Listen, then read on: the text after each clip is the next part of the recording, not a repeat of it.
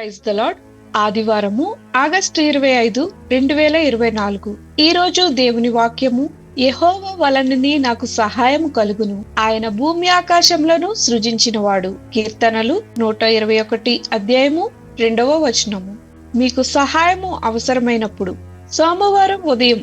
కానీ నా స్నేహితుడు దీపక్ ఆఫీసులో లేడు. స్నానపు గదులను శుభ్రం చేస్తూ ఇంట్లోనే ఉన్నాడు. 1 నెల నిరుద్యోగిగా ఉండి ఏ ఉద్యోగం దొరుకుటలేదని అతను భావించాడు. కోవిడ్-19 మహమ్మారి కారణంగా అతని సంస్థ మూసివేయబడింది మరియు భవిష్యత్తు గురించి ఆందోళన దీపక్ లో భయంతో నిండిపోయింది. నేను నా కుటుంబాన్ని ఆదుకోవాలని అతడు అనుకున్నాడు.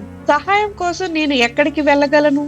కీర్తనలు 121:1లో యెరూషలేము యాత్రికులు సహాయం ఎక్కడ దొరుకుతుందని ఇదే ప్రశ్న అడిగారు. సియోను పర్వతం మీద ఉన్న పవిత్ర నగరానికి ప్రయాణం సుదీర్ఘమైనది మరియు ప్రమాదకరమైనది. ప్రయాణికులు కష్టతరమైన ఆరోహణను భరించారు.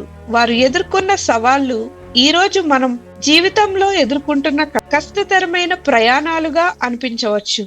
అనారోగ్యం, బంధుత్వ సమస్యలు, వియోగం, పనిలో ఒత్తిడి లేదా ఆర్థిక ఇబ్బందులు మరియు నిరుద్యోగం. అయితే భూమి ఆకాశములను సృజించినవాడు స్వయంగా మనకు సహాయం చేస్తాడు. ఆయన మన జీవితాలను గమనిస్తాడు మరియు మనకు ఏమి అవసరమో ఆయనకు తెలుసు.